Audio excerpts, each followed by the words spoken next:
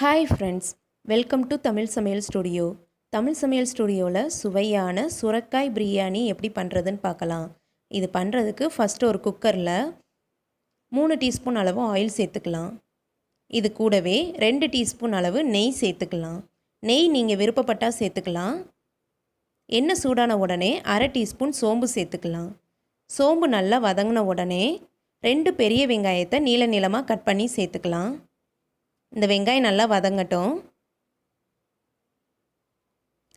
வெங்காயம் நல்லா வதங்கின உடனே 2 தக்காளியை கட் பண்ணி சேர்த்துக்கலாம். தக்காளியை நல்லா வேக விடலாம். தக்காளி நல்லா வதங்கின உடனே 1 டீஸ்பூன் அளவு இஞ்சி பூண்டு விழுது சேர்த்துக்கலாம். இஞ்சி பூண்டோட பச்சை வாசனை போகிற வரைக்கும் நல்லா வதக்கிக்கலாம்.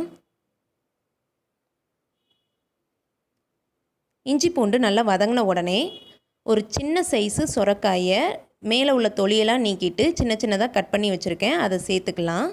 அது கூடவே 1லேருந்து 1.5 டீஸ்பூன் அளவு மிளகாய்த்தூள் சேர்த்துக்கோங்க. நீங்கள் உங்கள் காரத்துக்கு ஏற்ப சேர்த்துக்கோங்க.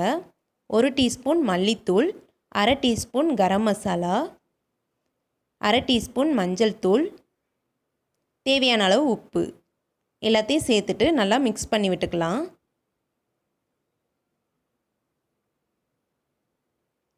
இது கூடவே கொஞ்சமாக கொத்தமல்லி இலையும் புதினா இலையும் சேர்த்துக்கலாம். அரை கப் தயிர் சேர்த்துக்கலாம். சேர்த்துட்டு எல்லாத்தையும் நல்லா மிக்ஸ் பண்ணி விட்டுக்கலாம்.